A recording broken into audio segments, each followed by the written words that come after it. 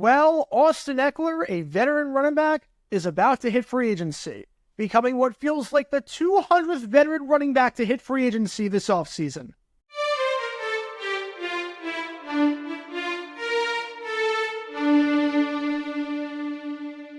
Welcome, everybody, to JG9 News. We talk all things NFL all the time. I'm Jaguars, and I'm representing the 904 from the 602. And today, we are talking about the report that came out from Adam Schefter that said that the Chargers will let go of Austin Ekeler. He will hit free agency. Ekeler was set to be a free agent entering the 2024 offseason, and it looks like the Chargers are not going to bring him back, at least not yet. They're going to let him test the market. Austin Ekeler has been with the team since 2017, but it looks like his time in the powder blue as a Charger is going to be up.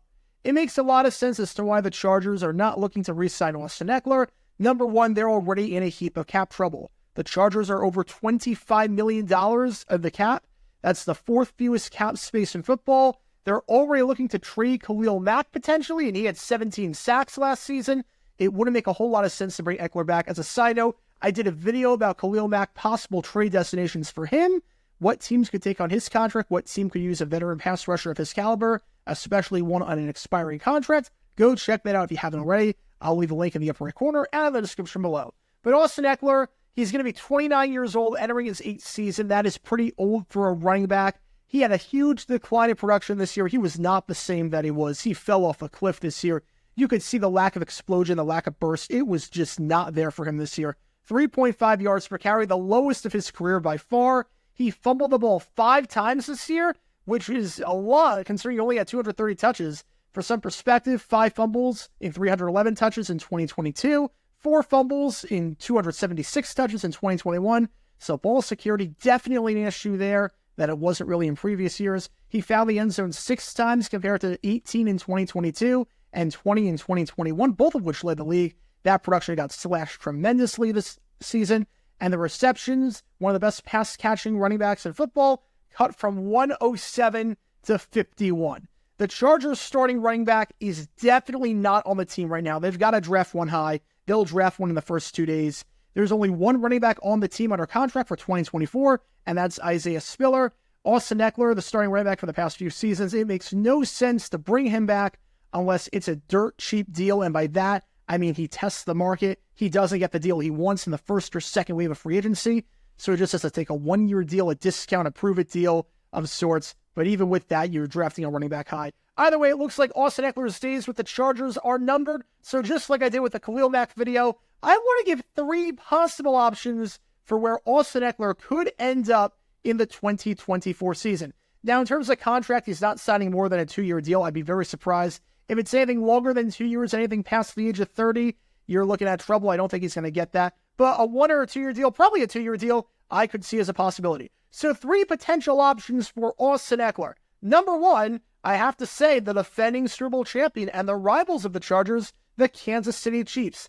Obviously, Isaiah Pacheco is your number 1 running back there. Nothing changes there. But the other running backs on the team leave a lot to be desired. Jerick McKinnon, he's a free agent. He might not be coming back. I don't know. He's got a lengthy injury history. He's been placed on IR twice in the last 3 years. He's going to be 32 years old. Maybe you bring him back on a 1-year deal, but even if you do, you can't rely on him to be a number 2 back at that age with that injury history of his. So I don't know what McKinnon's future is with the Chiefs. Obviously, he still has something in the tank, but the injuries are concerning. One more injury, he might be done for good, and you never know. Clyde Edwards-Helaire, disappointing in 4 seasons. He had 2 carries in 2 playoff games. Healthy scratch at Super Bowl 57 a few years ago. 3.1 yards per carry. He's been a bust for the Chiefs. He's not coming back. No way about that. And then LaMichael Pirine is your other running back. There's no dead cap hit if you let him go. He's costing you 7 figures in cap space right now at over $1 million.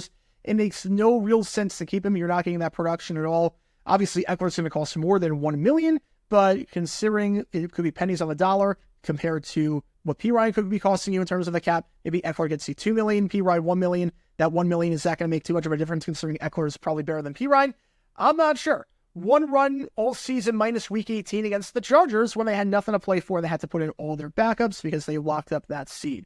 So besides Pacheco, you really don't know what is going to happen with the Chiefs at running back. I mean, I could see them bringing back McKinnon and then drafting a running back maybe round 3 or round 4 And those are your 3 running backs on the team, and then you get an undrafted free agent to fill the 4th spot, and Ryan, you have them compete for the final spot in training camp. But if they don't bring McKinnon back, and they might not because of that injury history and the age, I could see them potentially signing Austin Ekeler. He could take over that receiving back role and catch passes out of the backfield, since that seems to be the one thing that he's still pretty good at, even if he lacks the explosion that he once had, and he's not the same receiving back that he was a few years ago.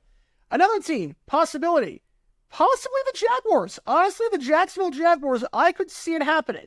Obviously, Travis Etienne is your number 1 running back. He's a great running back. He even got a vote for AP Offensive Player of the Year. I have no clue how that happened. I talked about that in a previous video of mine. You can go check that out, upper right corner, or link in the description below. But obviously, you can't have Etienne playing every single down. The Jaguars have $23 million in cap space. Now, obviously, that's going to go down if you bring back Calvin Ridley and Josh Allen, which I'm very skeptical on because Trent Baalke has given me no faith and no confidence in anything that he's ever done. But you do have room to work with for a cheap 1 or a 2 year deal. Because think of it here. The other running back on the Jaguars right now is Tank Bigsby. He's not a receiving threat. He's never had 200-plus yards receiving in college. He only caught 1 pass this season on 25% of his targets. Bigsby is your run-up-the-middle guy. He is your guy if Etienne needs a breather. He's not a third-down back. The Jags need a true third-down pass-catching back, especially because Dearness Johnson's going to be a free agent. He didn't really do anything this year. I don't think they bring him back. And even if they do, not anything special. Ekeler could be that option. He could be that receiving back. Plus, we've seen the Jaguars in the past acquire veteran running backs in free agency. That seems to be an MO of Baalke and company. We saw what happened with Dearness Johnson last year. We saw that back in 2020 when the Jaguars made a move in free agency and brought on Chris Thompson. We saw them sign Carlos Hyde in free agency in 2021.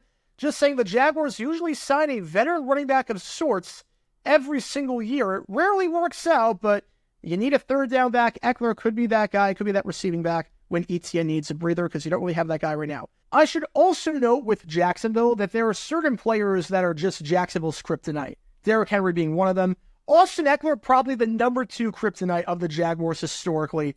You look at the numbers, Ekeler always seems to torch the Jaguars. In 4 games, if you include the playoff game, the 2022 wildcard, that 27-0 comeback, which was incredible.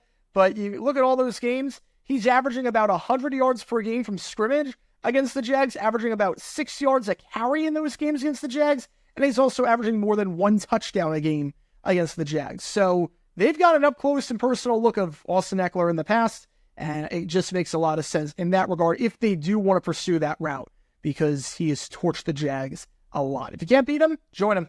And the third and final team I want to talk about, the Los Angeles Rams. Obviously, Kyren Williams is your number 1. And you're noticing a theme here. I don't think Austin Ekeler is a number 1 running back anymore. I don't think there's any team out there that's going to sign him as their true number 1. But as a third down back and number 2 back, you can rotate in and out. I could see that. The Rams are an option for that. The Rams don't really have a legit number 2 back behind Kyren Williams. Obviously, Williams had a phenomenal season this past year, the 5th-round pick, second-year man. He was exceptional. He was the second best running back in football from a rushing yard standpoint, only behind Christian McCaffrey. But other than him, Royce Freeman, he's a free agent. He's not that good. Ronnie Rivers, 2 seasons in the league, 150 rushing yards, no touchdowns. Zach Evans, your 7th-round pick from the 2023 draft, 9 carries for 19 yards, no catches. Even when Williams wasn't playing, they didn't give him carries, so there's not a lot of trust there, not a lot of faith there. He could be your pass-catching option, especially when you have $40 million in cap space to work with, so you could sign Ekeler on a 2-year deal and not have to think twice about it necessarily. So I don't think Eckler's coming back to the Chargers. It seems that way based on the report by Schefter and based on what everything is indicating. Plus, on top of that, he is not the man that he once was a few years ago. Age has hit him a bit. But I could see him going to the Chiefs. I could see the Jaguars. I could see the Rams. I think in all likelihood, honestly, and there's no bias whatsoever, because again, I'm not saying this would be a fantastic move for the Jaguars in the slightest bit, but I could definitely see a possibility where Austin Ekeler, if I had to put money on it right now, I would say Austin Ekeler could be a Jacksonville Jaguar in 2024 just because of Baalke's history signing free agent running backs and the fact that you don't have a third down pass catching back on the roster. Bigsby has never been that guy. You could have Ekeler as that number 2 option behind Etienne. So if I had to put money on it right now, I'm going Jacksonville, but we'll just have to wait and see what happens when free agency starts in 2 weeks. But what are your thoughts on Austin Ekeler? Do you think he's still got something left in the tank? What were your thoughts on his time with the Chargers? Where do you think he ends up? Do you think he comes back to the Chargers potentially? Let me know your thoughts in the comments down below. And that's going to do it for this episode of JG9 News. Be sure to like and subscribe. It helps the channel out a lot. And be sure to check out my main channel, Jaguars9, where we talk all things NFL history all the time. Until next time, this is Jaguars9 signing off. And as always, go Jags.